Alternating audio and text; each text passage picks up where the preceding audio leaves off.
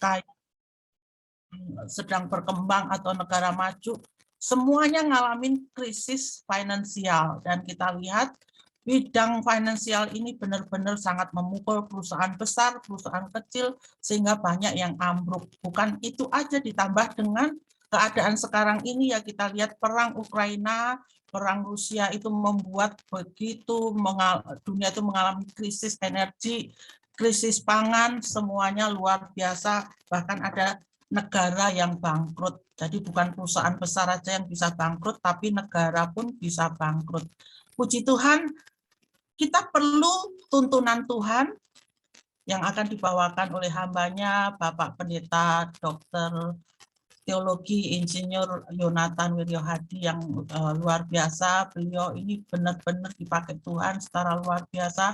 Bukan sekedar teori, tapi beliau ini benar-benar mengalami pengalaman pribadi bersama Tuhan, di mana beliau belajar untuk memposisikan dirinya sebagai anak Allah yang hidupnya adalah hidup dalam perjanjian berkat. Luar biasa. Kita siang hari ini akan mengikuti webinar bagaimana kita menerapkan nilai-nilai kerajaan Allah dan kebenaran firman Tuhan, sehingga kita di saat-saat yang sulit ini, di saat-saat yang tidak menentu sekarang ini, kita benar-benar dapat bertahan, bukan hanya bertahan, tapi kita semua menang menghadapi krisis yang sedang melanda dunia ini. Saya percaya kita semua adalah wanita-wanita yang mau terus belajar dan terus mempraktekkan nilai-nilai kerajaan Allah, sehingga kita semua boleh mengalami transformasi di bidang finansial, sehingga kita juga boleh menjadi dampak secara maksimal karena kita sudah merdeka di bidang finansial. Kita menjadi dampak di dalam keluarga kita, di dalam gereja, di dalam masyarakat, di dalam kota kita, bahkan sampai ke negara kita. Puji Tuhan, selamat mengikuti webinar. Tuhan Yesus memberkati. Terima kasih Ibu Chandra Dewi. Dan kita juga akan mendengarkan kata sambutan dari Ketua BPD Bekasi, Bapak Pendeta Sahala Nainggolan MTH. Mungkin Pak Sahala sudah hadir di sini? Baik, sepertinya belum ada ya.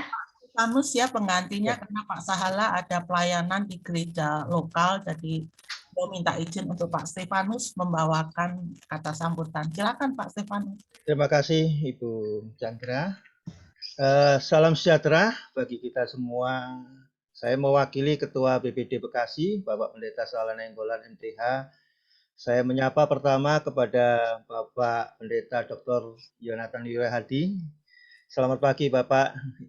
Dan saya juga mengucapkan terima kasih atas waktu dan kesediaannya memberikan sebagian dari pengetahuan dan ilmunya serta hikmat Tuhan untuk memberkati peserta webinar hari ini yang berbicara tentang financial transformation. Saya percaya kita akan diberkati melalui webinar hari ini. Kita akan memperoleh pengetahuan dan semangat bagaimana kita dapat mengelola keuangan dengan bertanggung jawab di tengah perubahan keadaan masa kini. Di tengah kondisi dunia saat ini setelah melewati masa kritis dan masih berjalan menuju pemulihan karena pandemi COVID-19 lalu, telah mengguncang hampir seluruh aspek penunjang hidup manusia, dari mulai kesehatan, pendidikan, sosial masyarakat, hingga finansial kita. Ya, sebagai sekretaris BPD Bekasi, saya juga dengar beberapa gereja juga menghadapi permasalahan finansial yang berat karena tidak siap menghadapi perubahan ini. Tentu kita sebagai anak-anak Tuhan sudah diberi hikmat dalam menghadapi dan memenangkan pergumulan masa kini. Namun kita membutuhkan bimbingan melalui pengetahuan dan hikmat dari orang yang memiliki pengalaman dan pengajaran yang lebih. Nah, webinar hari ini saya lihat adalah jawaban dari kebutuhan kita, ya, termasuk WBI semuanya ya. Saya juga mengucapkan selamat bagi WBI Kota Bekasi yang diketuai oleh Ibu Pendeta Madya Chandra Dewi beserta jajarannya yang telah menjalankan programnya hari ini dengan baik, serta para peserta yang mengikuti webinar hari ini. Saya berharap kita dapat mengikuti webinar hingga selesai dan membawa berkatnya hari ini. Akhir kata, selamat mengikuti webinar yang penuh berkat. Tuhan Yesus memberkati kita semua. Amin.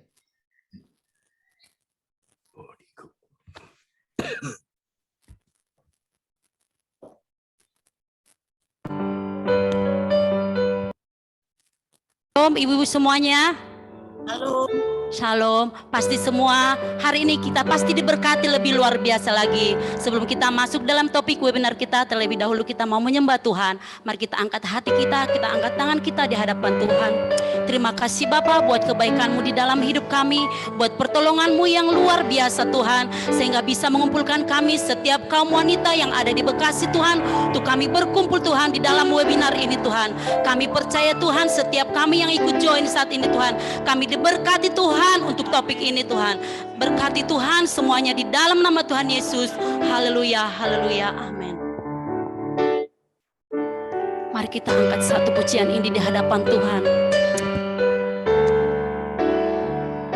Hanya Yesus yang sanggup melakukannya di dalam hidup kita. Kau Tuhan jadi andalanku, hanya Kau Tuhan yang ku percaya. Di saat aku sudah tak mampu, hanya Yesus sanggup melakukannya. Sekali lagi angkat pujian ini. Kau Tuhan jadi andalanku, hanya Kau Tuhan yang ku percaya. Di saat aku sudah tak mampu, hanya Yesus sanggup melakukan. Katakan aku percaya, aku percaya ada mujizat. Aku percaya Tuhanku dahsyat, perbuatan ajaib telah dikerjakannya. Aku percaya ada mujizat. Haleluya, haleluya Yesus. Kau Tuhan jadi andalanku, hanya Kau Tuhan yang ku percaya. Di saat aku sudah tak mampu, hanya Yesus sanggup melakukan. Sekali lagi katakan dengan segenap hatimu. Kau Tuhan jadi andalanku, hanya Kau Tuhan yang ku percaya. Di saat aku sudah tak mampu, katakan hanya Yesus sanggup melakukan. Sama-sama katakan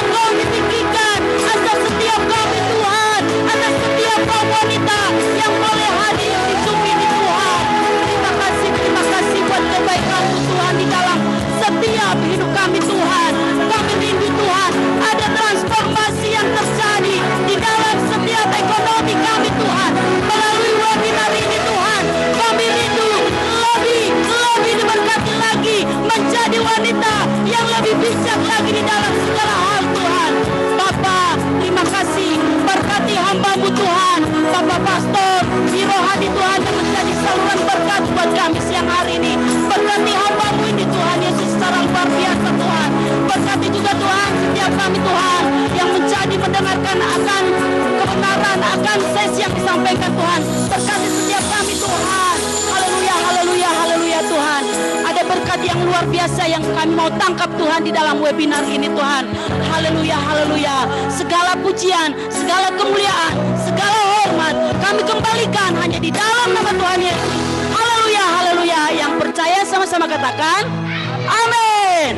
Saya serahkan kepada Kak Evi sebagai moderator.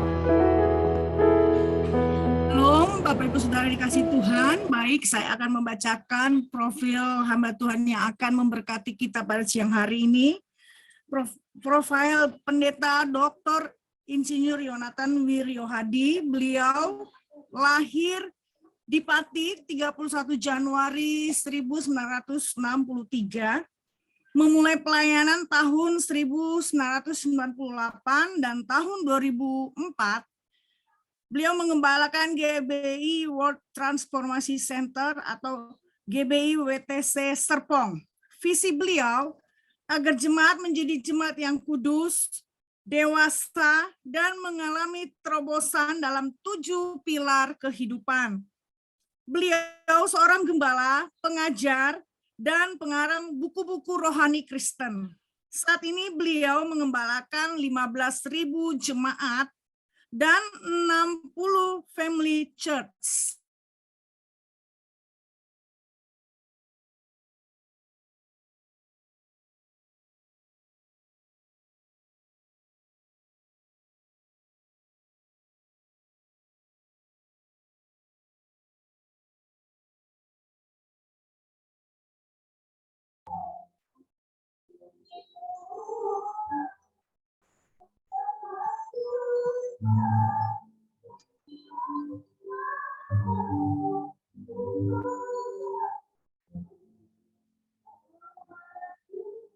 Silakan Pak Wiryo. Langsung saya? Ya, silakan Pak. Oke. Mari kita berdoa sebelum kita belajar firman Tuhan ya. Bapa di surga, kami mengucap syukur, kami berterima kasih kalau Tuhan memberi kami kesempatan untuk merenungkan belajar firman. Tuhan ajari di tengah-tengah goncangan, di tengah-tengah krisis yang menimpa dunia, kami hidup bukan dari dunia, tetapi kami hidup di dunia, tapi kami tidak hidup dari dunia, tapi kami hidup dari surga. Itu sebabnya ketika dunia tidak sanggup menolong kami masih punya pengharapan, karena Tuhan adalah sumber pengharapan kami. Terpujilah namamu, urapi hamba-Mu dan urapi setiap peserta seminar pada siang hari ini. Terpujilah namamu dalam nama Yesus. Haleluya. Amin. Amin. Terima kasih untuk kesempatan sore siang ini ya. Untuk saya membagikan tema yang diminta adalah financial transformation ya. Sudah ada judulnya. Oke, saya minta satu orang, siapa Bu Dewi yang biasanya suaranya lantang bisa nolong membacakan firman Tuhan? Siapa yang biasa, Bu Dewi? Bu Sansan boleh, Bu? Ya, Bu Sansan. Suaranya yang lantang. Bu, saya mohon maaf nggak bisa kayaknya. Bu Fosya aja sekretaris. Minta tolong Bu Fosya. Fosya, silakan. Kita membaca dalam Yakobus pasal pertama ayat yang ke-25. Saya berikan basic firman Tuhan, lalu kemudian bagaimana mengaplikasikannya ya. Ya, Mari baca. Yakobus 1 ayat 25. Tetapi barang siapa meneliti hukum yang sempurna, yaitu hukum yang memerdekakan orang, dan ia bertekun di dalamnya, jadi bukan hanya mendengar untuk melupakannya, tetapi sungguh-sungguh melakukannya, ia akan berbahagia oleh perbuatannya. Ya. Siapa di sini mau hidupnya bahagia? Yang mau hidupnya bahagia? Semua ya, pengen ya hidupnya bahagia ya. Nah, kalau mau bahagia, ini Tuhan sudah kasih formulanya, resepnya. Siapa yang meneliti hukum yang sempurna? Hukum yang sempurna itu adalah firman Tuhan. Barang siapa meneliti hukum yang sempurna, bukan hanya sekedar mendengar. Ini perhatikan, bukan sekedar mendengar atau membaca, tetapi sungguh-sungguh melakukannya. Jadi melakukannya dengan sungguh-sungguh. Jadi kenapa ada orang yang mengalami, ada orang yang tidak mengalami? Di mana letaknya, Pak? Sama-sama mendengar firman Tuhan, tapi dia tidak melakukan. Yang satu mendengar firman Tuhan dan melakukan. Jadi dengan kata lain, Tuhan itu sudah menjanjikan firman-Nya. Firman-Nya itu bisa saudara dan saya pegang. Firman Tuhan itu. Ya. Apakah bisa kita pegang? Bisa. Karena dalam Yesaya pasal 55 ayat 9 dan 10, firman Tuhan itu seperti salju yang turun dari atas gunung dan tidak akan kembali. Jadi firman Tuhan yang sudah datang dalam hidup kita, dia tidak akan kembali sampai dia melaksanakan apa yang menjadi rencana Tuhan. Nah, Tuhan itu menyediakan bermacam-macam berkat, ya. Jadi supaya kita tahu. Coba Ibu yang membaca tadi Ibu Sansan ya, apa Ibu Alphonse? Bu Fosya.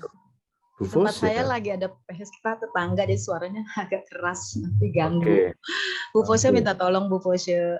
Ulangan pasal 28 ayat 5, ayat 8 dan ayat 12. 5, 8, 12. Ulangan pasal 28 ayat 5, diberkatilah bakulmu dan tempat adonanmu. Pasal 8, Tuhan akan memerintahkan berkat ke atasmu di dalam lumbungmu dan di dalam segala usahamu. Ia akan memberkati engkau di negeri yang diberikan kepadamu oleh Tuhan Allahmu. Ayat 12 ya Pak.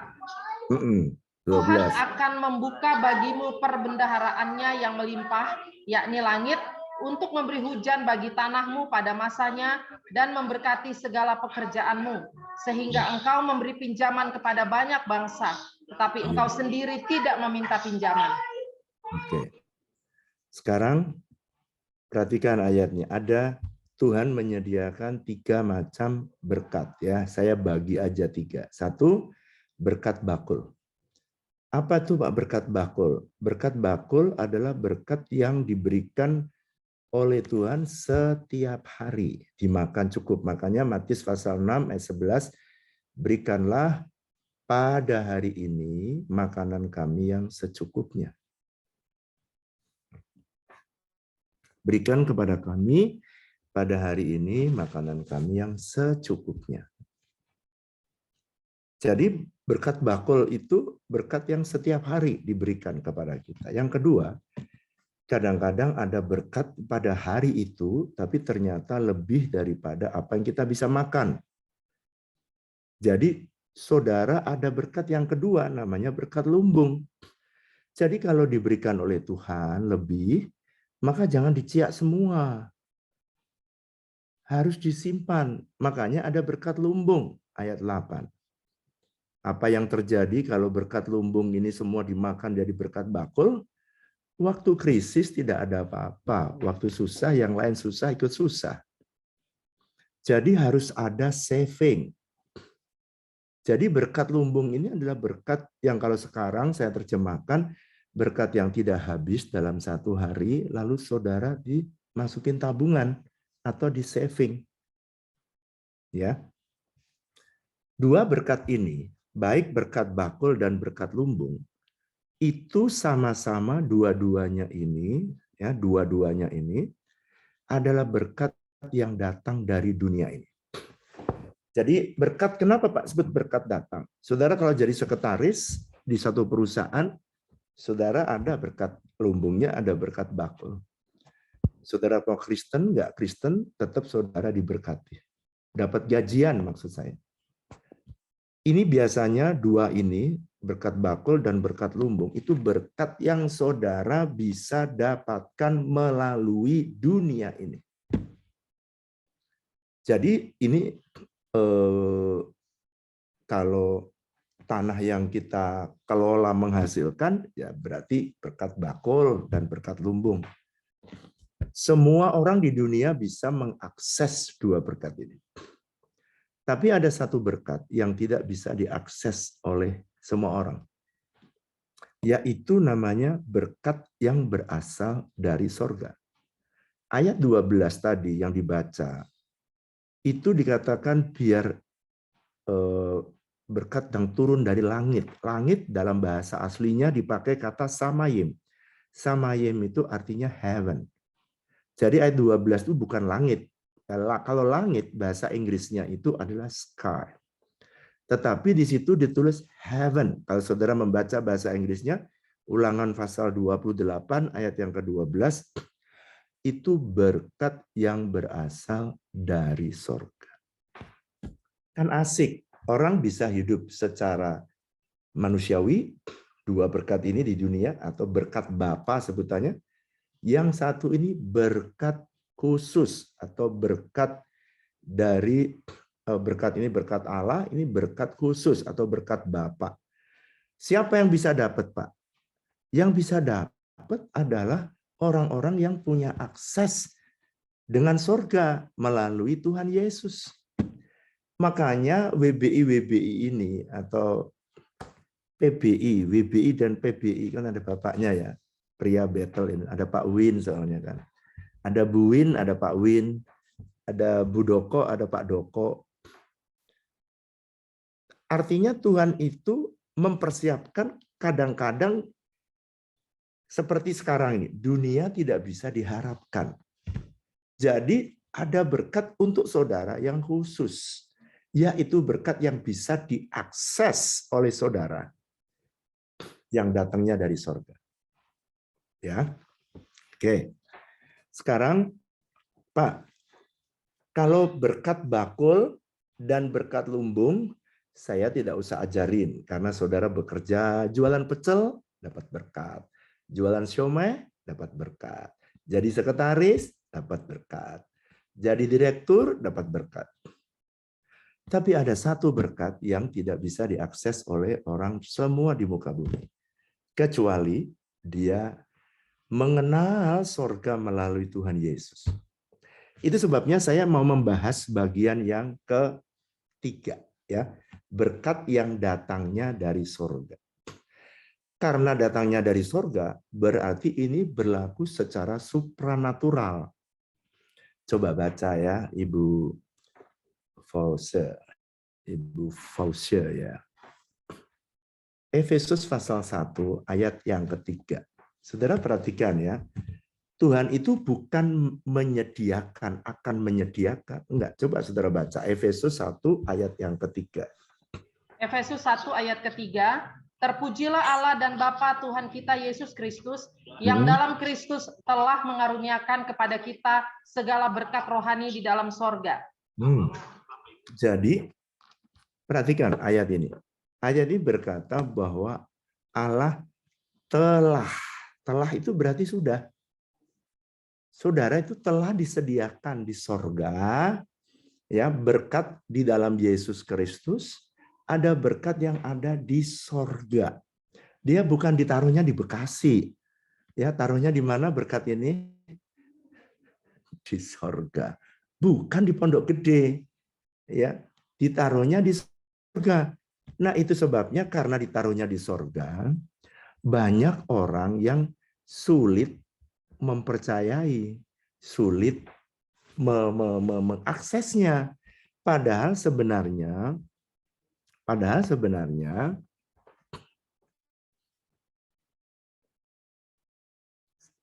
Pak, gimana supaya bisa dapat berkat lumbung? Soalnya habis terus nih. Nah, bagus.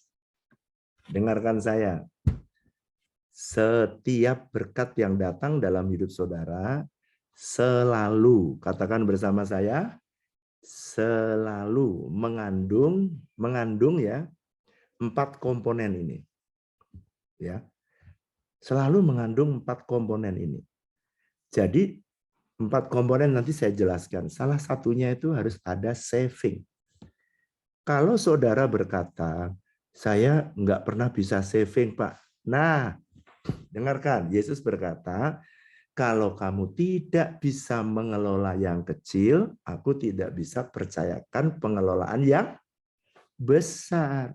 Ada orang ibu-ibu bilang gini, coba Pak, kalau aku dikasih 10 kali lipat dari sekarang, aku pasti bisa mengelola. Belum tentu.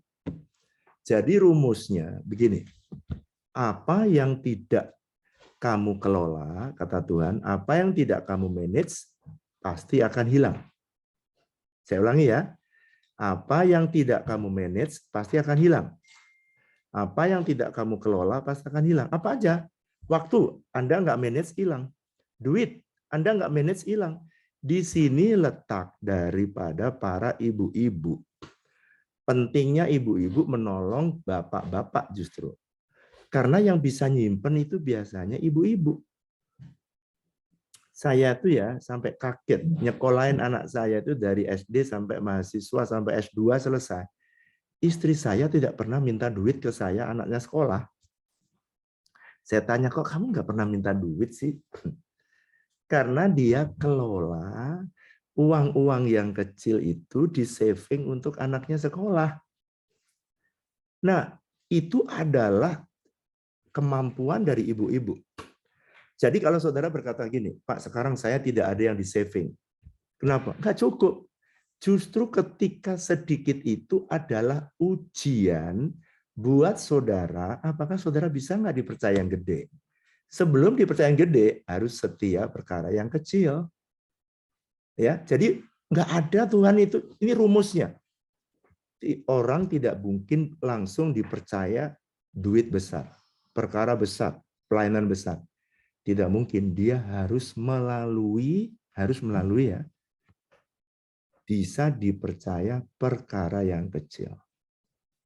Jadi kalau dia tidak bisa mengelola perkara kecil, dia tidak akan mungkin bisa dipercaya perkara besar. Nanti saya cerita ya, saya ini anak orang, ibu saya ini, orang tua saya ini melarat lah ya. Ini miskin, di bawah kemiskinan ya. Melarat. Jadi saya ngerti namanya ilmu kemelaratan.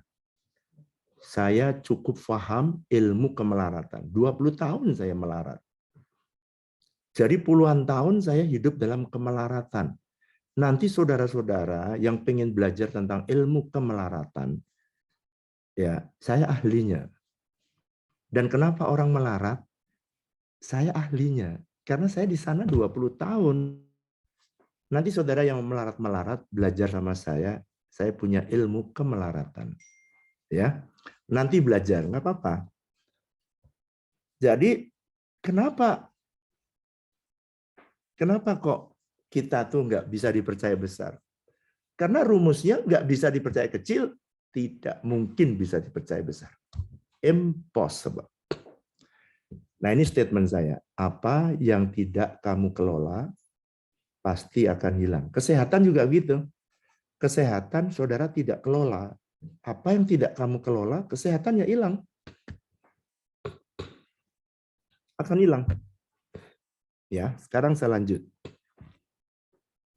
Saya akan membahas bagian yang berkat yang datang dari sorga. Karena kalau berkat yang datang dari dunia, bapak-bapak dan ibu-ibu sudah ahli. Sekarang saya mau gimana caranya mengakses berkat yang telah, Efesus 1 ayat 3, telah disediakan. Jadi disediakannya di mana? Kalau saya nabung selalu di BCA. Saya selalu di BCA, Bank Sentral Allah. BCA itu Bank Sentral Allah. Dan kalau saudara punya akun di Bank Sentral Allah, saudara bisa akses kemana saja. Kapan saja, di mana saudara berada, sorga akan menyertai saudara. Sekarang ada 2 macam instrumen yang dipakai Tuhan untuk memberkati kita. 2 instrumen yang dipakai Tuhan memberkati kita. Sebenarnya Tuhan pada waktu di Taman Eden, Tuhan sebenarnya sudah memberikan sebuah guidance. Tuhan sudah memberikan kepada kita guidance. Apa guidance-nya, Pak? Sekarang lihat ya. Di Taman Eden, semua boleh dimakan. Semua pohon buahnya boleh dimakan. Kecuali 2 yang tidak boleh dimakan. Yaitu buah pengetahuan yang baik dan buah kehidupan, pohon kehidupan. Sebenarnya isu 2 instrumen ini, Tuhan mau melihat kamu nih taat apa enggak sih sebenarnya dengan perintah Tuhan. 2 instrumen ini di dalam Perjanjian Lama, kalau saudara membaca, 2 instrumen ini baru dibuka ketika kitab Keluaran sampai kitab Maleaki. Saya buka kitab Maleaki lebih jelas ya. Saya minta tolong dibaca Maleaki pasal 3 ayat yang ke-7. Maleaki pasal yang ketiga. Maleaki pasal 3 ayat yang ke-7.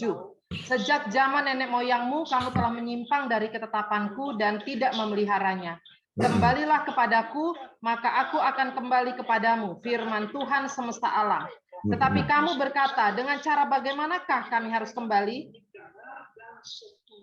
Terus? Bolehkah manusia menipu Allah? Namun kamu menipu aku. Tetapi kamu berkata, dengan cara bagaimanakah kami menipu engkau mengenai persembahan persepuluhan dan persembahan khusus? 9. Kamu telah kena kutuk, tetapi kamu masih menipu aku. Ya, kamu seluruh bangsa. Oke. Sekarang saya pengen supaya saudara membaca ya, perhatikan ayat 9. Kamu ini telah kena kutuk. Israel itu pernah mengalami kelaparan. Berulang-ulang. Zaman Abraham pernah, zaman Ishak pernah, zaman Naomi dan Elimelek pernah. Dan kelaparan pada zaman kitab Maleaki, ada Nabi Maleaki, terjadi. Jadi kelaparan itu tidak terjadi tanpa rencana Tuhan. Kenapa ada negara yang tiba-tiba bangkrut? Bangkrut bukan berarti Tuhan tidak ada rencana. Semuanya ada rencana. Kalau satu negara, sama dengan kalau kita mengelola dengan benar, resources yang Tuhan berikan dalam keluarga, saudara ya tidak akan mengalami kebangkrutan. Sampai ayat 9, kamu telah kena kutuk, tetapi kamu masih menipu aku. Ini kan jeritan Tuhan ya. Kamu tuh lapar, kamu tanahnya tandus, kamu kekeringan, tapi kamu nggak sadar kelaparan. Kamu ini sebenarnya kena kutuk. Ya, kamu seluruh bangsa. Waktu kena kutuk, dia tanya, emang kenapa? Salah aku apa? Tuhan memberitahu, ayat yang ke-8. Bolehkah manusia menipu aku? Dalam bahasa Inggrisnya itu enggak halus begitu. Bahasa Inggrisnya gini. Will a man rob God? Bolehkah manusia merampok Tuhan? Jadi Tuhan berkata kalau orang tidak melakukan perintah Tuhan 2 instrumen yang pengen diberkati ini, Tuhan bilang kamu merampok aku, kata Tuhan. But ye say, wherein have we robbed thee, it tithe and offering. Jelas tuh bahasa Inggrisnya ya. Kalau bahasa Indonesia semua tulisannya persembahan. Kalau bahasa Inggrisnya enggak. In tithe dalam apa? Perpuluhan. Yang kedua, offering. Jadi ada 2 instrumen yang dipakai oleh Tuhan untuk menolong setiap orang percaya supaya bisa mengakses surga. Nomor 1 namanya perpuluhan. Bahasa Inggrisnya jelas tithe, and yang kedua offering. 2 ini. Saudara kalau pengen lihat surga terbuka dalam hidup saudara, surga itu bisa terbuka ya pintunya ya, dan bisa tertutup. Yang benar Pak, bisa surga tertutup. Coba saya tanya ya, saya tanya. Surga bisa tertutup nggak sih buat orang percaya? Orang pilihan? Jawab chat.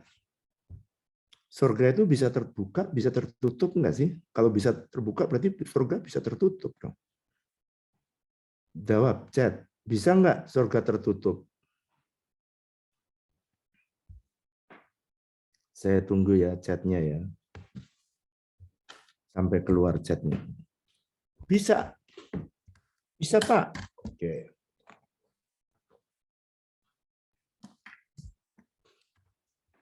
Saya tunjukkan saudara. Saudara, sebenarnya Alkitab ini sangat terang benderang. Coba baca, Bu. 2 Tawarikh pasal 7 ayat 13. 2 Tawarikh 7 ayat 13. Baca. Bisa, silakan. Tadi yang baca mana? Wah, hilang nih yang baca. Ibu Dewi deh, baca deh. 2 Tawarikh 7 ayat 13. Saudara, saya pelan-pelan ya. Saya pelan-pelan, tapi saya tahu nggak mudah. Saudara mencernanya tuh nggak mudah. 2 Tawarikh 7 ayat 13. Bila mana aku menutup langit sehingga Bila aku menutup langit. Langit di situ samayim, sorga. Ada 3 tanda kalau Tuhan menutup langitnya. Nomor 1. Silakan, Bu. bila mana aku menutup langit sehingga tidak ada hujan, dan bila mana aku menyuruh belalang memakan habis hasil bumi, dan bila mana aku melepaskan penyakit sampar di antara umatku, Terus, dan umatku yang atasnya namaku disebut merendahkan diri, berdoa dan mencari wajahku, lalu berbalik dari jalan-jalannya yang jahat, maka aku akan mendengar dari surga dan mengampuni dosa mereka, serta memulihkan negeri mereka. oh lihat ya. Jadi Tuhan itu bisa tutup langitnya. Kalau keadaan dunia tidak bisa menolong seseorang, dia mesti berseru ke sorga. Tapi ketika sorga dia berseru, ternyata sorga ada pintu tertutup dan ada pintu terbuka. Nah, pintu yang saya baca tertutup tadi itu. Kapan Tuhan menutup sorga bagi? Pada semua yang baik disimpan di mana tadi? Di sorga. Semua penyediaan disimpan di sorga. Sekarang pertanyaannya, kalau gitu, kalau sorga tertutup gimana, Pak? Nomor 1, tidak ada hujan. Siriannya 3, nggak ada hujan. Artinya nggak ada berkat. Nggak ada gandum, nggak ada padi kalau nggak ada hujan. Nggak ada pohon, nggak ada tanaman yang hidup tanpa hujan. Yang kedua, dia bilang, aku kasih belalang pelahap. Ada panen, tapi panennya entek. Dapat gajian, tapi gajiannya habis. Saudara jangan anggap biasa ya. Dapat gajian, tapi kok entek terus ya. Dapat duit besar habis, duit kecil habis. Saudara jangan anggap biasa tuh. Itu karena sorganya tertutup. Yang ketiga, penyakit sampar. Penyakit sampar itu penyakit yang diapain. Ini kayak jenis COVID ini tuh penyakit sampar. Jadi kalau sorga Tuhan itu tertutup, itu 3 ini cirinya. Kalau saya terjemahkan yang ketiga itu bukan sakit, tapi sakit-sakitan gitu ya. Punya duit,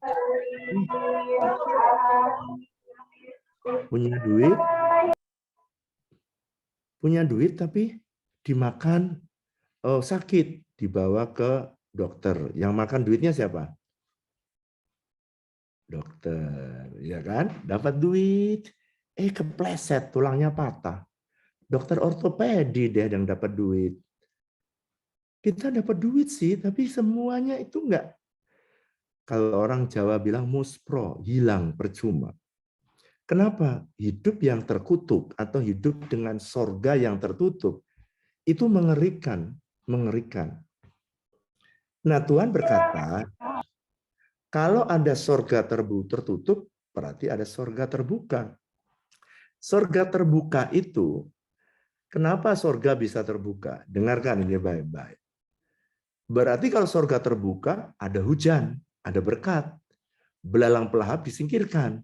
Berarti duit bisa masuk saving. Yang ketiga, penyakitnya nggak ada.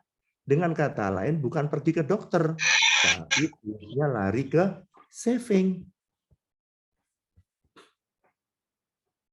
Nah, apa yang bisa membuka sorga?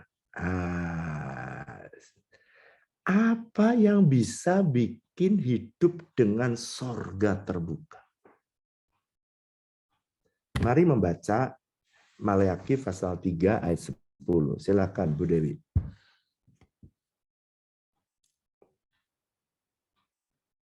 Belum dibuka tuh, Bu.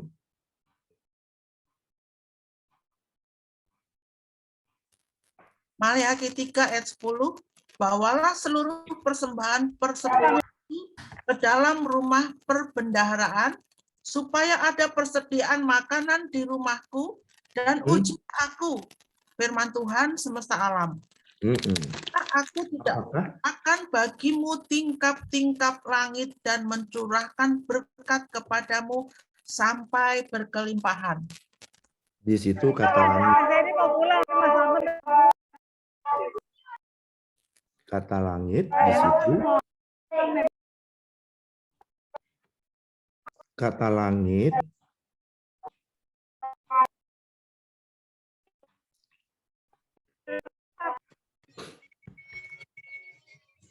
Tolong di-mute, Bu. Di-mute.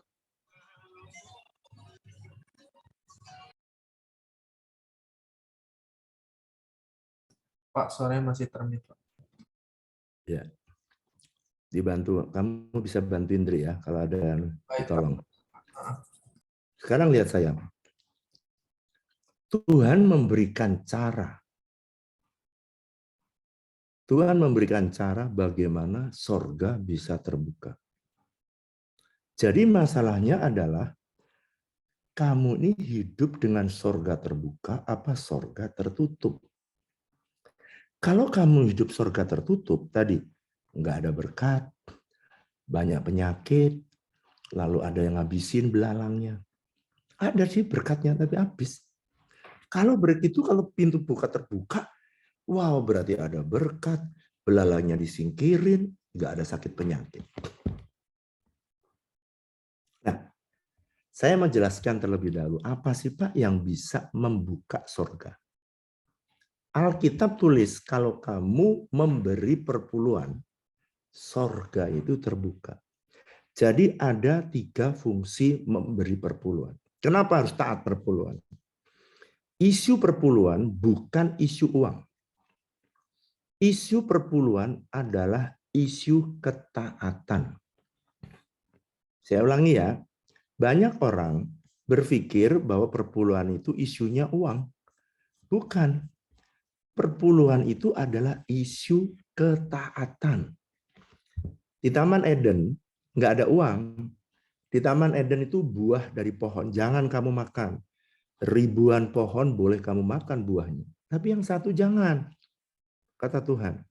Jangan. Sebab kalau kamu makan, kamu mati.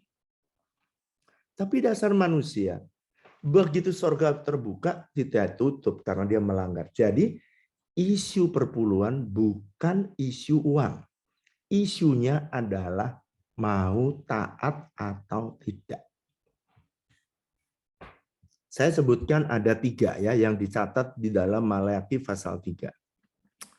Nomor 1, apa tujuan Tuhan memberikan firman agar umatnya membawa perpuluhan ke rumah Tuhan? Kenapa? Nomor 1, supaya ada persediaan makanan. Kalau jemaat itu taat, maka yang akan tersedia adalah makanan jasmani yang pertama. Supaya orang-orang Lewi, orang-orang yang melayani Tuhan sepenuh waktu, bisa menerima makanan. Ini namanya makanan jasmani.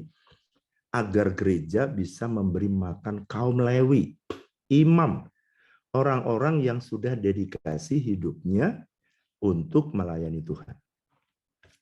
Tapi jangan heran, saudara, kalau kamu memberi perpuluhan, kata Tuhan, kamu akan menerima makanan rohani. Kenapa, Pak? Kenapa orang yang memberi perpuluhan dia menerima ya kebenaran firman Tuhan yang membuat dia mengalami terobosan dalam hidupnya. Jadi kadang-kadang ada orang datang kepada saya, Pak, saya mau bawa perpuluhan ke sini aja ya. Saya bilang, kamu memberi perpuluhan harus ke gereja di mana kamu menerima makanan. Saya terima makanan di sini, Pak. Saya setiap kali saya bawa ke sini perpuluhan, saya mengalami terobosan. Terus, kalau saya taruh di tempat gereja saya nggak ngalami apa-apa, Pak. Nah, sekarang lihat nih. Alasan banyak jemaat adalah dia tidak memberi perpuluhan karena dia tidak lihat terobosan firman-Nya. Padahal sebenarnya perlu kerjasama antara gembala dan jemaat. Jemaat memberi perpuluhan, maka Tuhan memberi makanan rohani. Lewat siapa? Gembalanya. Gembalanya yang menerima pembukaan firman. Gembalanya yang menerima firman yang baru.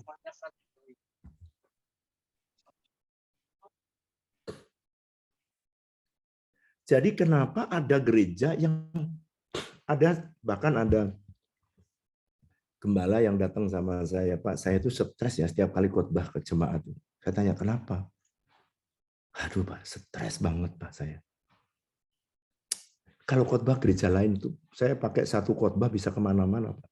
Kalau khotbah di dalam tuh ya, khotbahnya harus selalu fresh.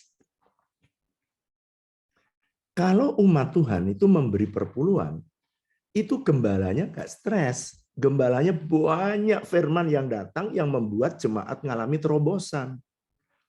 Jadi kalau ada gembala yang sulit menerima firman terobosan, firman Tuhan rema untuk mengalami terobosan bagi jemaatnya, itu karena jemaatnya tidak taat membawa perpuluhan. Jadi jemaat yang ke gereja tapi tidak membawa perpuluhan, apa akibatnya? Akibatnya dia tidak menerima firman yang bisa menyebabkan terobosan terjadi. Dua-duanya rugi. Gereja rugi, jemaat rugi. Ingat statement saya. Perpuluhan bukan isu uang, tapi isunya adalah isu ketaatan. Bukan besarnya uang, tapi isunya adalah ketaatan. Nah, jadi kadang-kadang kalau ada orang berkata, wah di gerejaku nggak ada firman yang segar, nggak ada firman yang buat aku terobosan, ngalami terobosan. Salah siapa ya itu ya? Salah pendetanya yang kurang belajar, kurang berdoa, atau salah jemaatnya itu ya? Coba tulis. Salah siapa itu ya? Kalau gereja itu sampai tidak ada firman rema terobosan tuh. Kenapa ya? Kenapa kok sampai nggak ada ini? Coba jawab. Yang salah siapa itu ya? Pendetanya atau jemaatnya ya? Salah jemaat, Pak. Ya, boleh. Pendetanya, Pak, kurang berdoa. Ya, boleh. Introspeksi diri masing-masing. Ya, boleh. Salah jemaat karena pendeta pusing. Oh, salah jemaat karena pendeta pusing. Maksudnya gimana tuh? Salah jemaat, Pak. Salah semua, Pak. Dua-duanya salah. Oke. Mungkin lagunya gini ya. Ini salah siapa? Ini dosa siapa?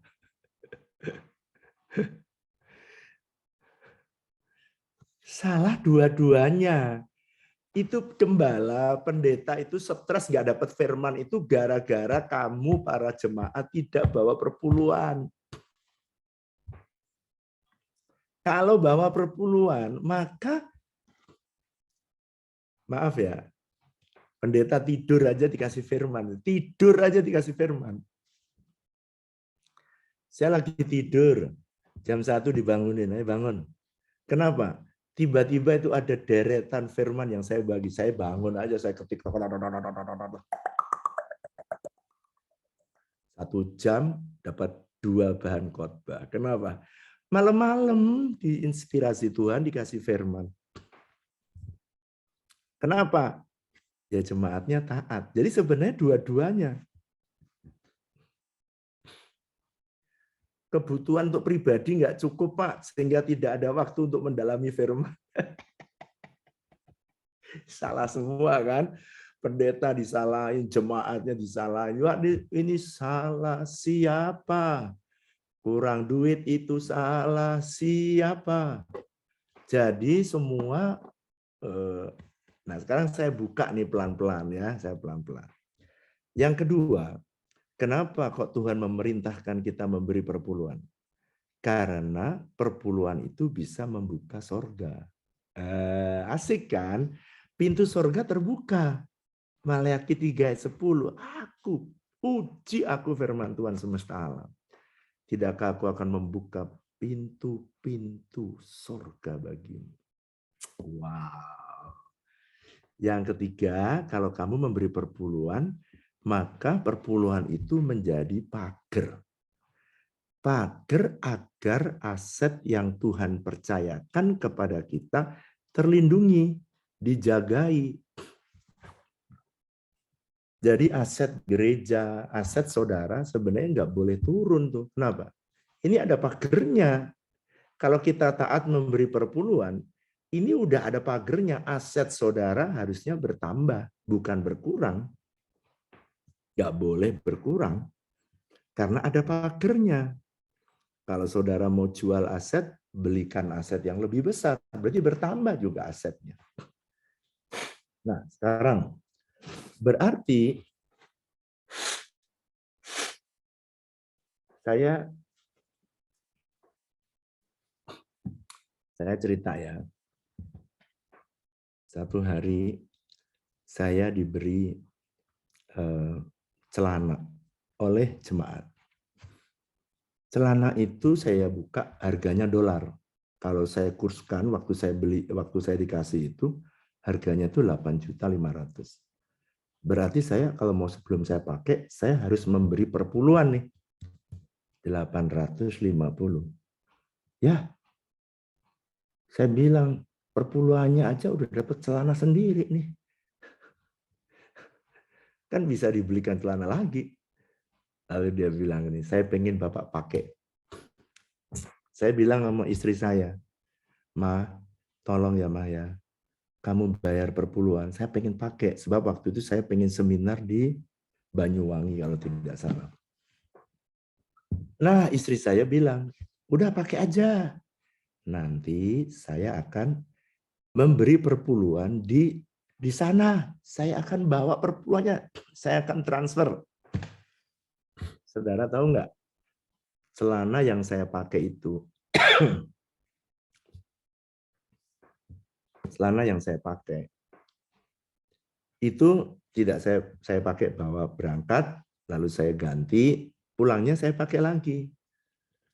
Terus kemudian pembantu saya itu tanya, Pak, setahu saya kalau celana sobek itu di dengkul, Pak, di dengkul ada sobekannya gitu.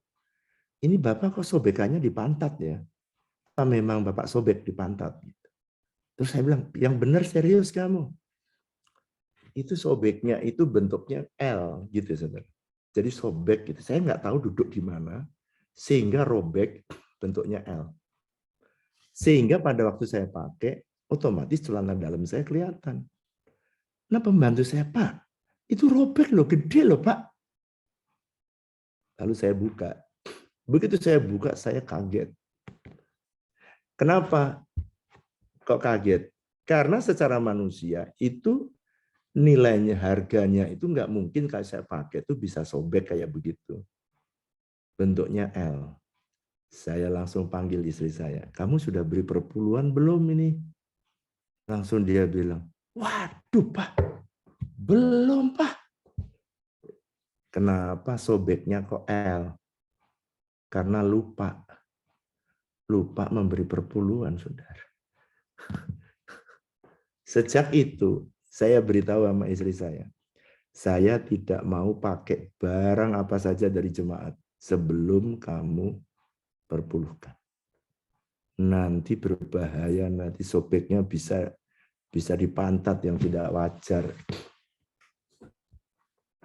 Jadi Tuhan itu ingin memberikan saudara itu surga terbuka. Dia pengen. Tapi ini karena ini orang GBI ya.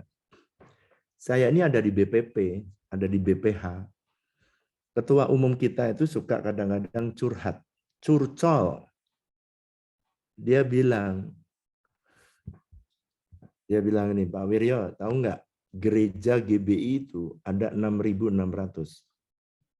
Pak Wiryo tahu nggak berapa yang memberi perpuluhan? Nggak tahu Pak, karena saya nggak pernah diomongin bendum. Hanya 30% memberi perpuluhan. 30%. Gimana gereja bisa diberkati kalau gembalanya saja tidak taat memberi perpuluhan? Itu malaikat di surga bilang ini, "Hanya, gimana sih kamu ini?" Gitu. Kenapa sih kok gereja kok nggak taat gitu? Padahal isu perpuluhan itu bukan isu uangnya besarnya, tapi isu ketaatan kita. Saya pernah satu hari ya, lagi bangun RIS Hospital, Rumah Indonesia Sehat Hospital. Waktu bangun tiba-tiba duitnya habis. Lalu kemudian karena duitnya habis, karena proyeknya banyak, besar, ya duitnya tuh ludes. Lalu saya ditanya, kenapa kok duitnya habis? Saya bilang, ya ada proyek lah Tuhan. Gimana? Nggak habis duitnya. Apa yang Tuhan ngomong? Coba kamu cek. Ini kata Tuhan ya. Nih, jangan kamu balik. Karena ada proyek, maka uang habis di gereja. Kata Tuhan, salah. Karena kamu tidak perpuluhan, maka uangnya habis di gereja. Waduh, saya periksa, saudara. Saya tanya. Saya ditanya sama Tuhan. Saya periksa semua. Mobil udah perpuluhan belum? Belum. Itu marmer dikasih orang udah perpuluhan belum? Belum. Jadi ternyata banyak yang tidak memberi perpuluhan. Sehingga duitnya habis. Saudara, satu hari pada waktu saya cerita itu, tiba-tiba bendahara saya datang. Pak, sekalian mumpung Bapak ditegur oleh Tuhan, Pak. Saya kasih tahu sekalian. Kenapa? Kemarin selama 2 tahun, kalau perpuluhan gereja berjalan, perpuluhan pembangunan, karena mereka ada yang ngasih barang, ada yang kasih uang, barang juga belum diperpuluhkan, dan uangnya itu perpuluhan yang harus kita bayar itu belum kita bayar, ada 2,2 miliar. Waktu saya dengar itu langsung kayak itu, saudara, kayak orang apa ya, stres ya. Jadi pada waktu saya mendengar itu, saya tuh nangis. Saya nangis. Kenapa kamu nggak taat? Kenapa kamu tahan duitnya Tuhan? Saudara, lalu saya cicil lah. Itu ceritanya ya. Saya cicil pelan-pelan. Saya janji saya cicil. Lalu lunaslah itu. Ada yang nyumbang marmer, saya hitung berapa duitnya, hitung bayar perpuluhan. Termasuk 2,2 M saya bayar perpuluhannya. Pelan-pelan sampai lunas. Setelah lunas, sejak hari itu sampai hari ini, sejak hari itu ya sampai hari ini, tidak pernah ada kekurangan atau tidak pernah ada kekurangan uang di gereja, sekalipun proyeknya banyak. Jadi sebenarnya kita sering berkata karena Tuhan suruh melakukan proyek-proyeknya Tuhan, maka kita nggak ada duit. Tapi sebenarnya salah. Yang benar adalah kita taati terlebih dahulu, maka Tuhan yang akan membuka pintu surganya untuk kita.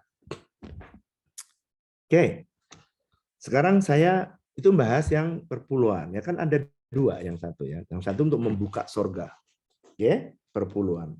Kenapa Tuhan bicara yang kedua? Offering. ada tithe, perpuluhan, and offering. Kenapa sih Pak ada offering?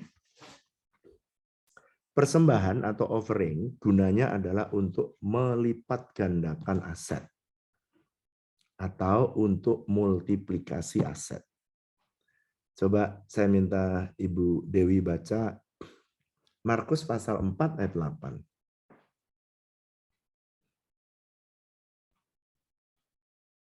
Silakan. Markus 4 ayat 8. Dan sebagian jatuh di tanah yang baik.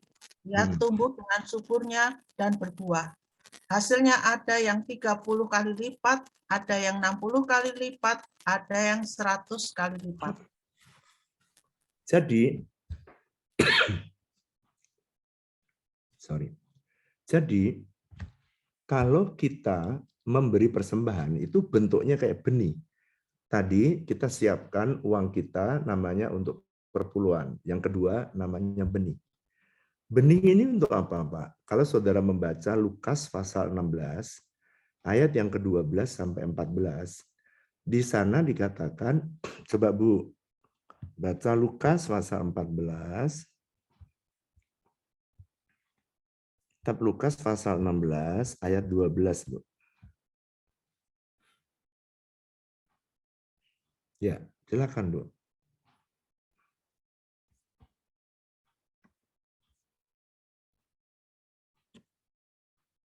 Silakan. Lukas 16 ayat 12.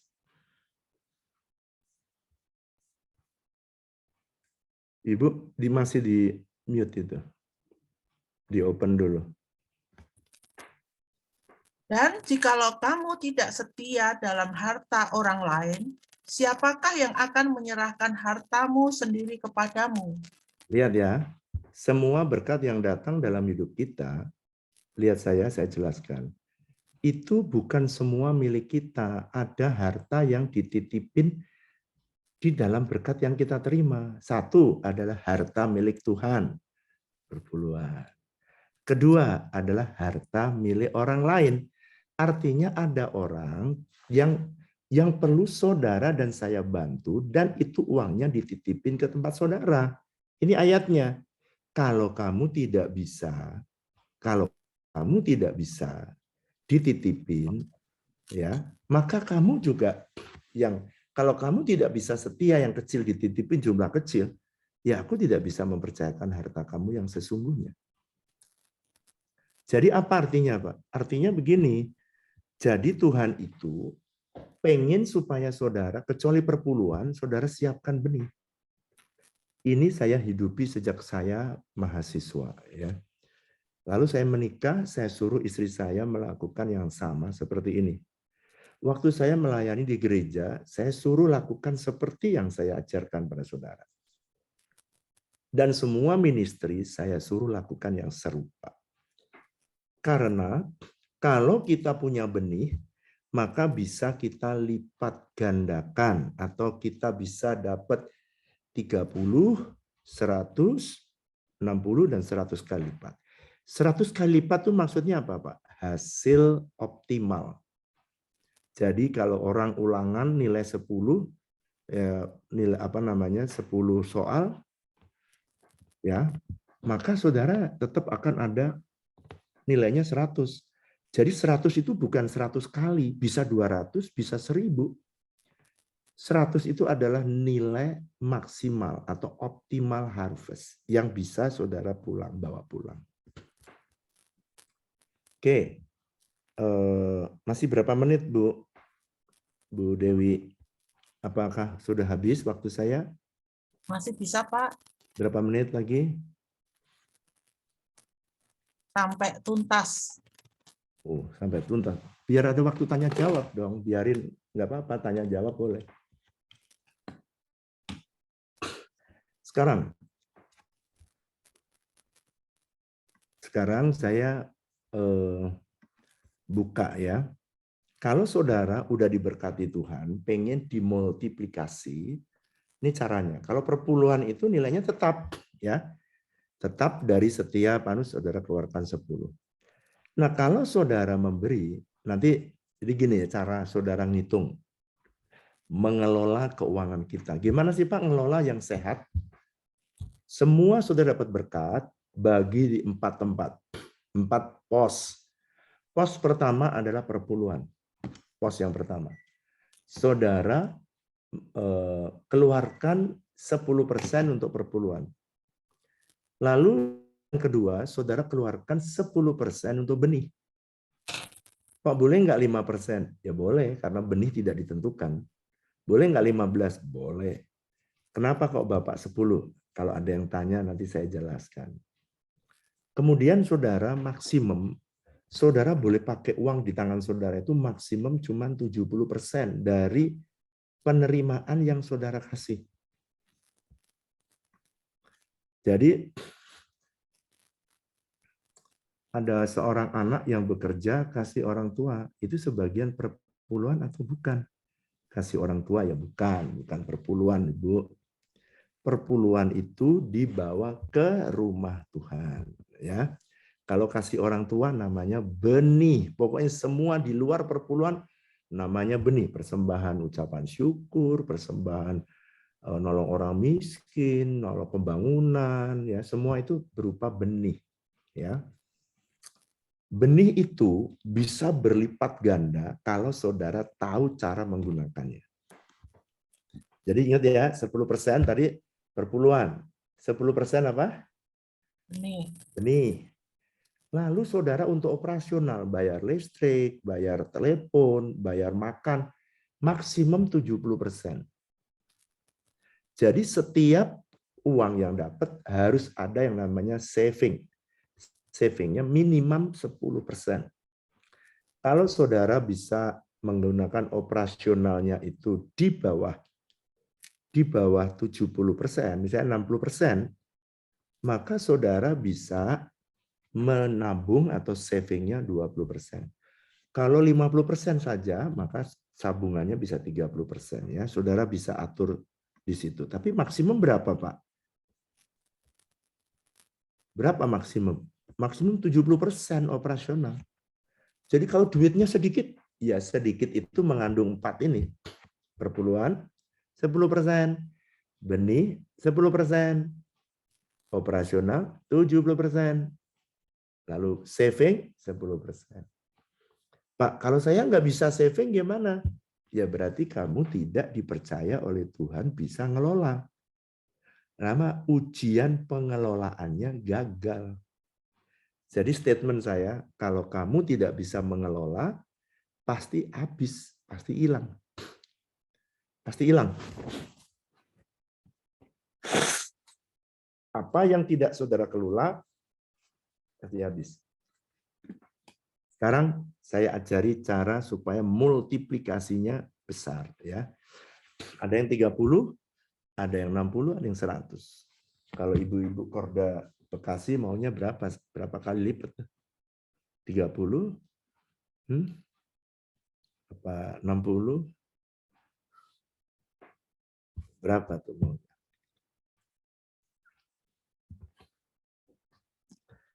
$100, Pak. Oke, boleh 100. 100 artinya maksimum ya yang bisa 100 kali lipat, Pak. Oke. Saya ajarin ya caranya supaya aset saudara bisa lipat ganda 100 kali lipat. Dia itu cuma butuh gini. Uang buat Tuhan itu nggak ada persoalan. Yang persoalannya itu di tangan saudara, khususnya wanita. Kalau uang sudah masuk, keluarnya itu loh sulitnya bukan main. Tuh ya, ada yang jempol itu bener tuh Pak gitu. Itulah wanita ya. Wanita itu gitu. Pak, kalau dapat hadiah dari orang, saya tidak tahu harganya, hadiahnya gimana Pak perpuluhannya? Ya dikira-kira aja. Ya Tuhan juga nggak tanya kok sama kamu kok berapa nilainya kok. Itu isunya bukan duitnya, Bu. Isunya adalah ketaatan kita. Tapi kalau orang yang ngasih itu nyantelin, kalau anak-anak saya suruh nyantelin harganya. Kamu beli itu berapa? Supaya apa? Supaya saya gampang bayar perpuluhannya. Waktu ada orang, mobil saya diambil. dijual sama jemaat. Lalu diganti sama Alphard yang baru. Saya kan nggak pernah beli Alphard, jadi saya nggak ngerti harganya. Saya tanya sama dia, berapa kamu beli? Saya beli sekian Pak, sekian miliar. Ya udah, kasih dong invoice-nya ke saya supaya saya bayar perpuluhannya. Kalau dia, wah terserah Bapak dah. Saya bisa nyari di Google harga Alphard baru. Nah, udah bayar segitu. Ya, jadi saudara kira-kira aja, Tuhan nggak tanya kok. Itu celana harga berapa, dia nggak tanya. Tetapi yang dia tanya itu adalah ketaatan kita. Kalau ditraktir makan jalan-jalan gimana Pak? Apakah saya harus bayar perpuluhan? Kalau ditraktir lontong tahu ya Bu, nggak usah lah Bu. Kalau lontong tahu gitu nanti Ibu jadi orang pusing ya. Itu kalau yang bernilai ya, kalau bernilai itu yang bernilai. Jadi kalau misalnya orang makan lontong tahu, ini berapa nih harganya? Kamu traktir aku berapa? Ya nggak kayak gitu kali Tuhan. Tuhan bukan debt collector kali ya. Tuhan itu isu perpuluhan bukan isu uang ya, bukan besarnya uang.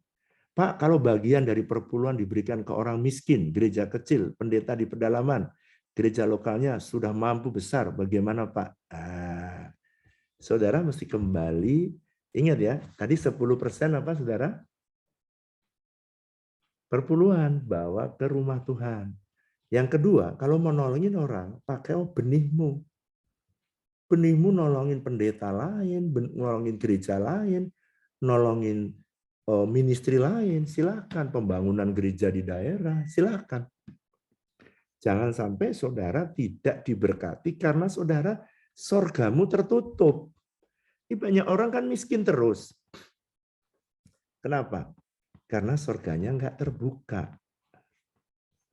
Oke, sekarang Pak, gimana supaya asetnya lipat ganda? Sekarang tanya, siapa yang mau asetnya lipat ganda? Yang mau, yang mau. Yang nggak mau jangan ya, yang mau aja ya, angkat tangan yang mau. Bilang sama saya, bilang ini, Tuhan, saya mau aset saya lipat ganda. Ya, Tuhan dengar kok. Tuhan dengar. Tuhan, saya mau aset saya lipat ganda. Gimana caranya? Nah, sekarang saya ajarin. Kalau mau lipat ganda ya, yang mau lipat ganda aja nih saya ajarin. Yang tidak, jangan ya. Nggak apa-apa. Nomor 1, ini hukum-hukum multiplikasi.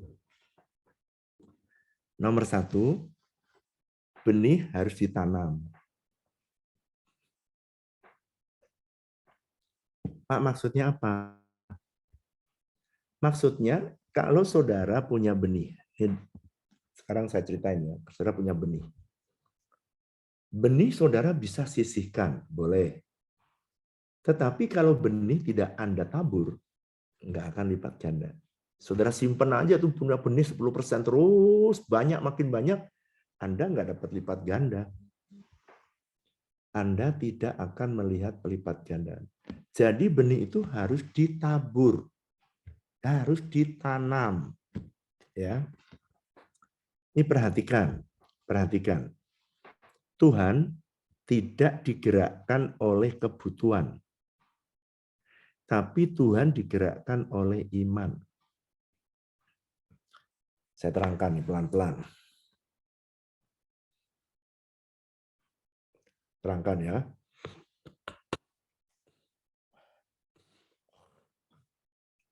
Tuhan tidak digerakkan oleh kebutuhan. Maksudnya apa, Pak? Sekarang saya tanya, kalau orang miskin perlu duit, Tuhan tahu nggak? Tahu nggak?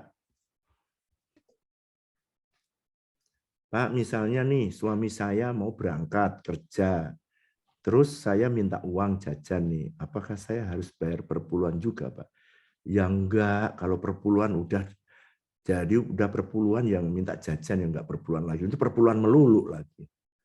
Udah sekali perpuluhan sekali duitnya datang, perpuluhkan. Udah, sisanya ya dikelola ya.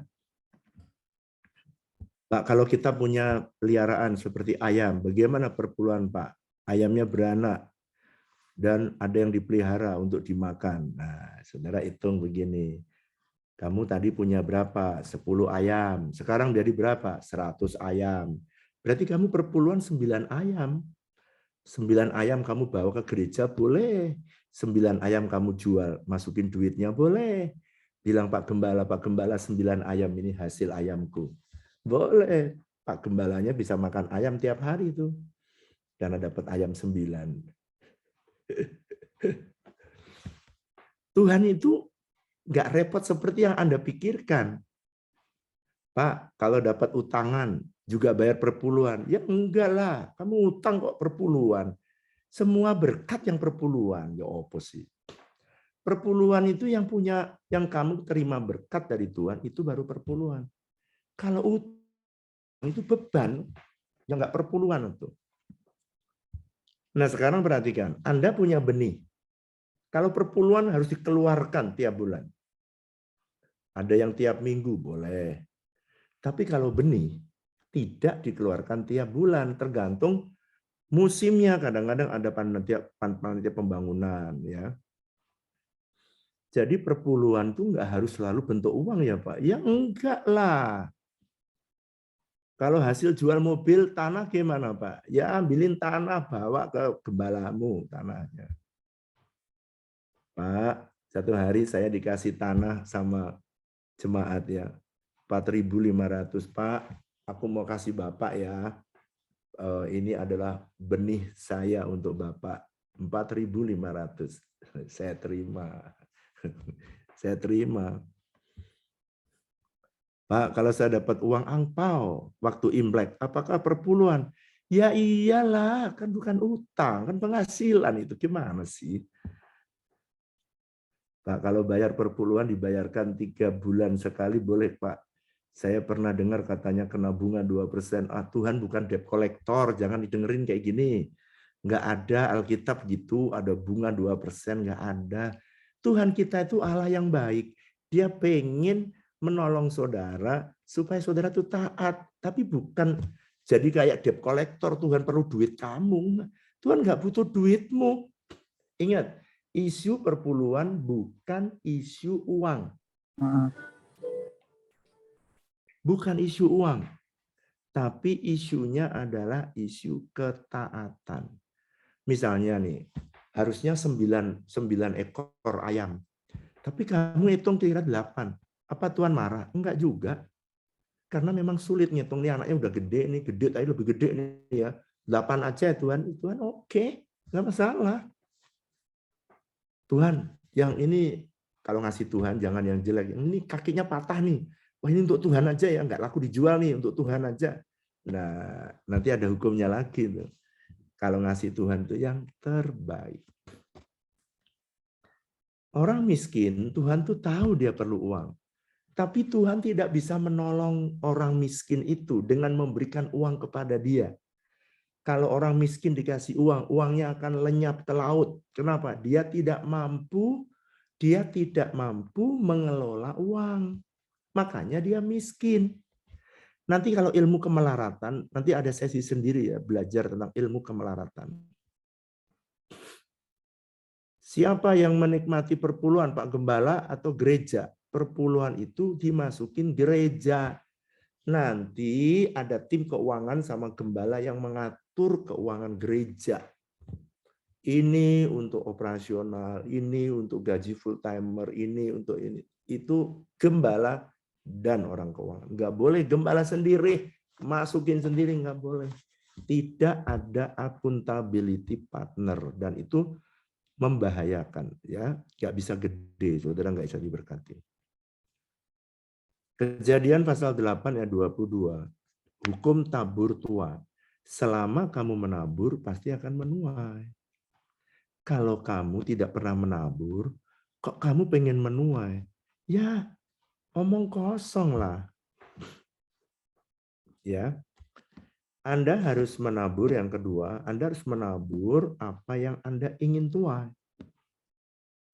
Kalau Anda pengen lihat tuaiannya itu dalam bentuk uang, ya saudara taburlah uang. Ya, bukan perpuluhan ini, taburan benih. Kalau Anda pengen lihat, ada orang yang datang kepada saya. Dia bilang begini, Pak, Bapak tuh loh, kalau bersaksi seenaknya ya, kadang-kadang dapat mobil Panther, dapat mobil Honda, dapat mobil Kijang, terakhir dapat Alphard.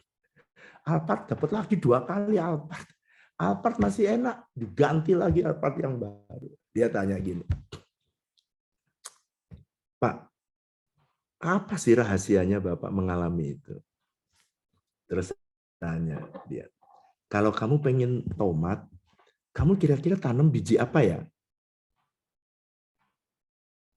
Saudara pengen tomat, yang saudara tanam benih apa?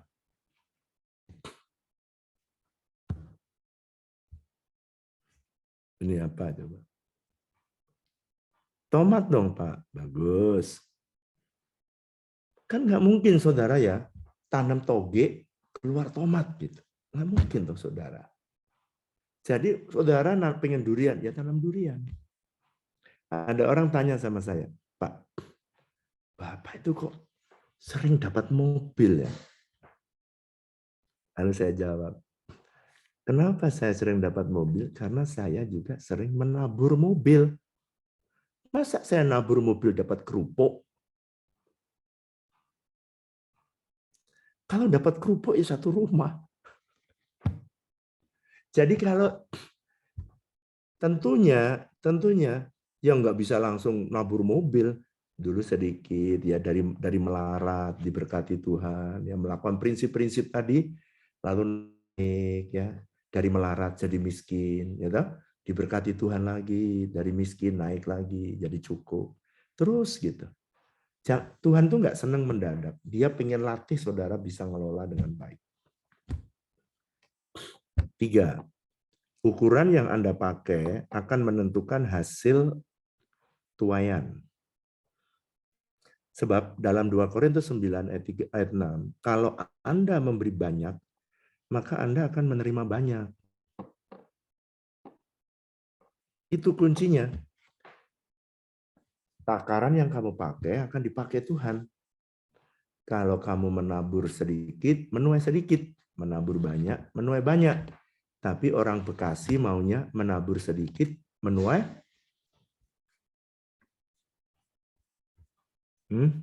Kalau orang Bekasi maunya gimana? Tuhan bilang, nabur dikit, menuai dikit. Nabur banyak, menuai banyak. Orang Bekasi maunya nabur dikit, nuainya banyak. Nah, nggak ada ilmunya. Buat firman sendiri. Saudara mesti taati firman Tuhan. Jadi sedikit, walaupun sedikit, tapi kan 100 kali dikit. 100 kali dikit, lalu saudara jangan, ini prinsip saya kalau saudara mau tiru. Saya tidak pernah memberikan kepada Tuhan benih yang sama setiap tahun. Setiap tahun saya harus memberi benih yang lebih besar. Kenapa? Supaya asetnya lipat ganda lebih cepat. Walaupun kita tidak mengharapkan, ini Tuhan saya kasih segini, nggak usah begitu. Hukum tabur tuai itu udah jalan. Tuhan akan mentaati firman-Nya. Nah, saya mulai berdoa ya. Kenapa kok orang tua saya kok miskin? Kenapa mbah saya miskin, kakak saya miskin, semua pada melarat. Waktu saya di tengah sekolah, kuliah tingkat 2 seingat saya. Tiba-tiba saya diberikan oleh Tuhan sebuah vision, kayak televisi.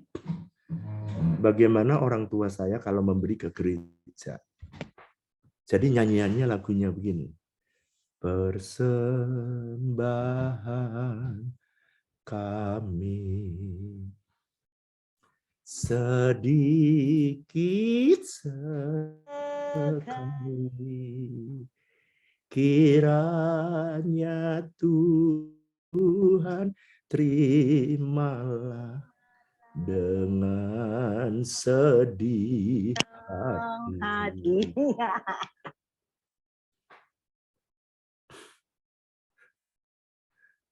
Nah, ibu saya karena dia miskin, di dompetnya itu uangnya udah kecil.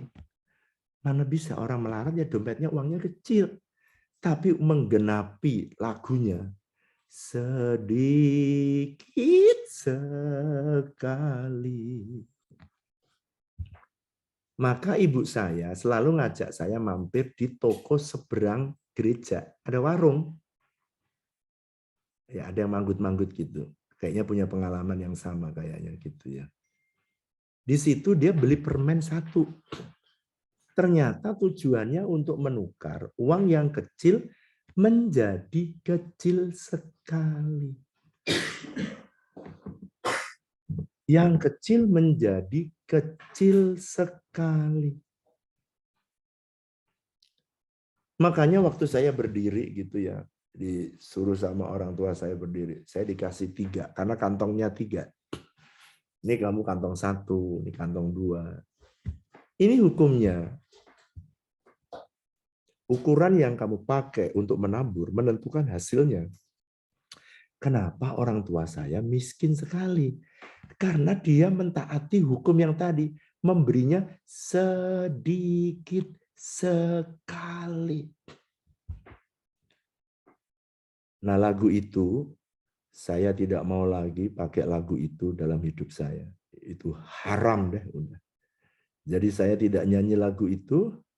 Dan saya nyanyi kalau persembahan, aku diberkati sepanjang hidupku diberkati. Enggak ada sedikit sekali.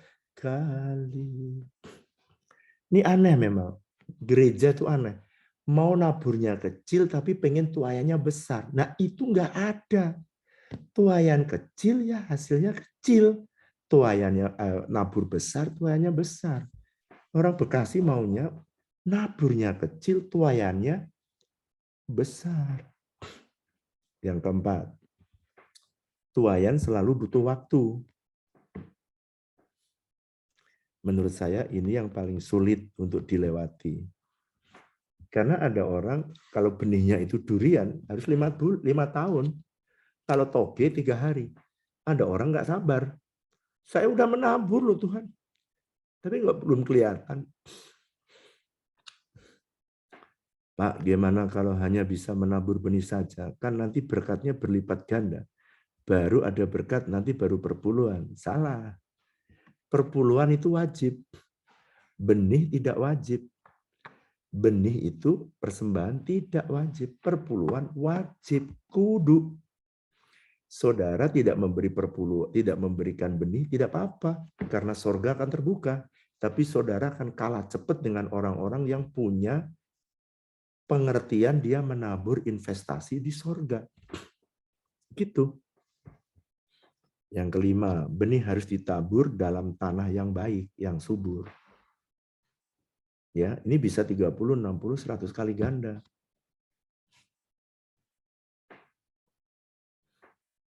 Yang keenam, kita harus menjaga tanaman supaya bisa menghasilkan tuayan dengan baik. Jaga tanaman. Maksudnya apa, Pak? Lawan semua musuh yang akan mengganggu semua tanaman untuk menghasilkan tuayan. Semua penyakit yang mengganggu tanaman itu harus dibinasakan. Saya kasih contoh ya, saya kasih contoh. Suami-suami ya udah memberi perpuluhan, tapi kadang-kadang kok belum lihat surga terbuka karena ada firman yang dilanggar. Jadi penyakit akhirnya. Suami-suami, hormatilah istrimu sebagai teman pewaris dari kerajaan Allah. Karena kalau kamu nggak hargai dia, doamu terhalang. Itu salah satu contoh. Jadi suami-suami harus baik-baik sama istri. Makanya saya ciumin istri saya tiap hari. Kenapa? Supaya doa saya jangan terhalang. Sering-sering saya kasih duit. Supaya apa? Supaya doa saya tidak terhalang. Kalau terjadi clash, cepat saya rangkul, saya doain. Kenapa? Ya supaya doa saya nggak terhalang. Makanya suami istri, kadang-kadang ada orang ya, bisnismen, datang ke saya. Saya ini semua udah saya lakukan, perpuluhan udah, semua udah, tapi proyek saya nggak diberkati, Pak. Ya kenapa? Ya karena dia tidak menghormati istrinya. Kan ada ayatnya. Yang kedua, contoh ya, Mazmur 133. Kalau kamu unity, suami istri itu harus unity. Kalau istri nggak unity sama suaminya, walaupun kamu memberi perpuluhan, surga nggak terbuka. Kenapa? Melanggar ayat ini. Tuhan akan mencurahkan berkat sampai berkelimpahan. Jadi banyak yang harus dirawat tanamannya. Ya, keluarganya dirawat, hidupnya dirawat. Supaya apa, Pak? Ya supaya firman tertuju kepada saudara. Kan Tuhan janji kalau kamu unity, aku akan mencurahkan berkat kepadamu. Wow. 7. Kalau kamu menabur sambil mencucurkan air mata, pasti akan menghasilkan tuaian yang besar. Saya tanya, coba dijawab ya, nggak boleh nggak jawab. Sekarang saya tanya, menabur sambil mencucurkan air mata itu menabur banyak atau menabur sedikit? Jawab. Banyak. Banyak. Menabur banyak, Pak. Ya, kalau menabur sedikit sambil ketawa-ketawa ya. Kalau menabur banyak itu sambil mencucurkan air mata. Bahkan ada yang jawab nih, Ibu Rika, banyak sekali, Pak. Harus ada pengorbanan. Bagus. Bukan banyaknya, tapi saudara itu porsi yang terbesar dari kepunyaanmu. Janda sepeser, janda yang miskin, dia memberi sepeser, nilainya sama Tuhan lebih tinggi daripada orang-orang kaya. Bukan banyak atau sedikitnya, tapi atas kerelaan hati kita. Bagus. Mencucurkan air mata itu saudara itu kalau mau memberi itu geregel gitu. Geregel. Waktu datang masa tuaian, itu akan seperti orang yang bermimpi. Wow. Jadi jangan heran ya. Saya tuh sering sekali mengalami yang namanya tiba-tiba. Katakan bersama saya 1, 2, 3. Tiba-tiba. Kenapa, Pak? Ya karena saya tidak pernah menduga. Contoh, saya lagi bilang begini, saya lagi rapat, ada bagian building manajemen dan bagian kendaraan, dia bilang, Pak, kita perlu tambah 1 mobil, Pak. Kenapa tambah 1 mobil? Ya Pak, kita diambil untuk ngirim sayur, ada 2 Pak. Dulu nggak apa-apa, sekarang kegiatan gereja udah banyak, kita perlu tambah 1 mobil.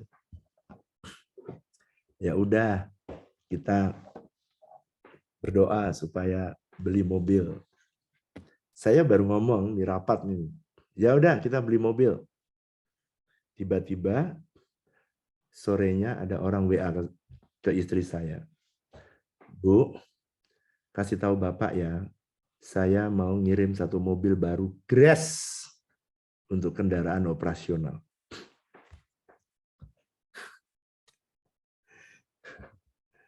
Ya, udah hampir selesai. Kenapa kok tiba-tiba datang? Karena kita rajin menabur. Rajin. Orang yang nggak rajin menabur ya tuaiannya yang nggak rajin. Nah, yang ke-8, jangan dimakan semua hasil tuaian supaya selalu tersedia tuaian bagi keluarga kita. Jangan dimakan semua. Ya, kalau dimakan semua, habis. Caranya gimana? Ya, tabur terus, maka semakin besar tuaian saudara. Semakin saudara sering menabur, semakin besar tuaian Anda. Yang terakhir, yang ke-9.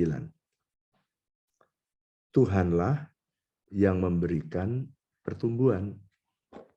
Walaupun kita sering menabur, tidak semua taburan kita itu berhasil. Jadi taburan kita itu bisa berhasil kalau Tuhan yang memberi pertumbuhan. Ada orang tanya sama saya, Pak, saya lihat kalau Bapak investasi kok selalu berhasil ya? Atau kalau jangan mengada-ada, sebagian besar berhasil. Ya, saudara mesti membangun hubungan dengan Tuhan. Karena Tuhan yang memberkati tuaian. Tuhan yang menumbuhkan pohon dan Dia yang memberikan tuaian. Jadi doakanlah dengan Tuhan apa yang Anda ingin terjadi. Doakan taburanmu, doakan hidupmu, doakan visi ke depan, supaya semua yang baik terjadi dalam hidup kita. Jadi Tuhan kasih instrumen dua nih. Kalau saudara mengandalkan dunia yang lagi resesi, dunia tidak bisa mensuplai. Tapi kalau saudara mengandalkan Tuhan dengan dua tadi. Jadi tiga-tiganya harus kita cari ya. Berkat bakul, berkat lumbung, dan juga berkat yang datang dari surga. Oke, saya serahkan kepada panitia moderator untuk membuka tanya jawab. Silakan.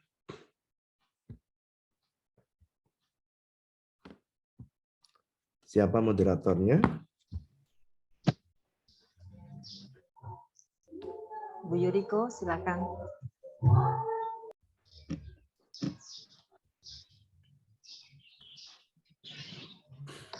Silakan. Ya, baik ibu-ibu semua, silakan ada yang ingin bertanya. Bapak Wiryo sudah mempersilahkan kalau ada yang ingin bertanya. Silakan bisa langsung Ibu. Ya, salam Pak. Salam. Ya, saya perkenalkan nama saya Kalem Pangaribuan dari GBI Boyo Menteng 2, Bekasi Timur, Pak. Oke. Kami pengembalaan di GBI, Pak. Ada mau saya tanya begini, Pak. Di setiap gereja itu jemaat kan bermacam-macam pekerjaannya, Pak ya. Ya kan? Terus sedangkan hidup ini kan yang sudah tahu firman Tuhan harus memberikan perpuluhan. Berarti itu ada satu ketaatan ya, Pak ya. Iya. Ya. Nah, satu ketaatan. Tapi di sisi lain, nah jemaat itu nggak semua punya pekerjaan ya Pak ya.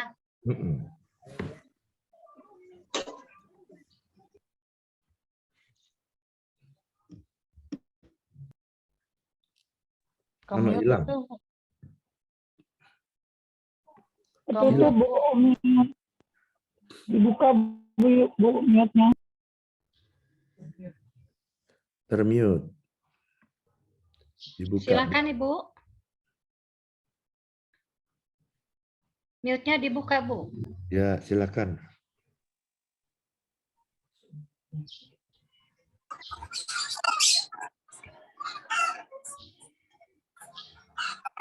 Ya, mau dilanjut Ibu yang tadi bertanya, silakan Ibu.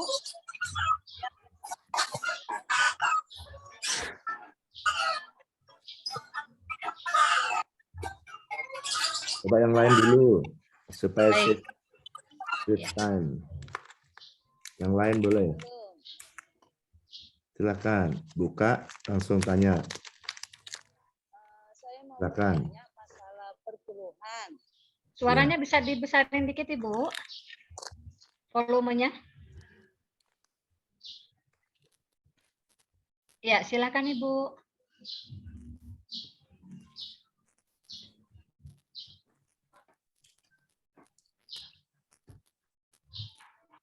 Ada lagi? Ini suaranya hilang lagi sepertinya ya. Iya, betul. Yang lain silakan. Nanti chat aja buka. Baik, ada pertanyaan di chat box, Bu Yuriko. Iya, baik Bu Fous. Iya, saya buka ya. Ini sinyal di saya juga agak lambat, bentar. Sebentar. Oh, ada bermasalah sinyal di saya. Maaf Ibu Fous, ini sinyal saya loadingnya agak lama Ibu. Saya bantu. Pak Wiryo, kalau penghasilan pas-pasan, manakah yang harus dipilih, saving atau persembahan setelah perpuluhan sudah diwajibkan? Terima kasih. Saudara kalau mau saving ya, kalau saving itu nanti untuk investasi. Kalau saudara jadi ini yang saving nanti untuk investasi di dunia. Tapi kalau benih investasi untuk kerajaan surga. Mana yang dipilih? Kalau saran saya, saudara bikin 50-50. Mungkin nggak 10% benih. Misalnya benihnya mulai dari 2%. Nggak apa-apa. 2% nggak apa-apa. Savingnya 8%. Gitu. Tapi kan ada lipat gandanya. Kalau nggak ada pelipat gandaan, saudara cuman cukup. Kalau lipat ganda itu ada lonjakan, saudara. Ada lompatan karena multiplikasi. Ya, yang tanya tadi. Bagi Pak, 55 boleh nggak? Boleh dong. Boleh. Nggak ada keharusan. Ini saya ajarin supaya saudara ngerti ngaturnya. Harus punya saving. Kalau nggak punya saving, berbahaya. Ada pendeta ya, Kak ceritain. Ada pendeta, selesai saya kayak gini, pendeta itu datang sama saya. Pak, Bapak kok ngajari saving? Orang tidak percaya, tidak beriman kepada Tuhan. Saya bilang, kenapa ini? Ini pendeta, saudara. Pendeta. Bukan jemaat. Bapak nggak lihat tuh ayatnya. Burung pipit di udara. Tidak pernah menabung. Tidak pernah menabur. Tapi Tuhan pelihara. Terus saya bilang, iya, kalau burung pipit iya. Tapi kamu bukan burung pipit. Kalau kamu burung pipit, ya benar. Kamu ini hamba Tuhan. Kamu mau jadi burung pipit? Nggak lama kemudian, saudara tahu, 2 bulan kemudian dia telepon saya. Pak, saya harus jual mobil saya. Kenapa? Operasional saya nggak mampu gereja. Terus, saya jual mobil saya, Pak. Supaya saya bisa ngoperate gereja. Loh, kamu bukannya harus dipelihara sama Tuhan? Iya Pak, baru tahu Pak sekarang.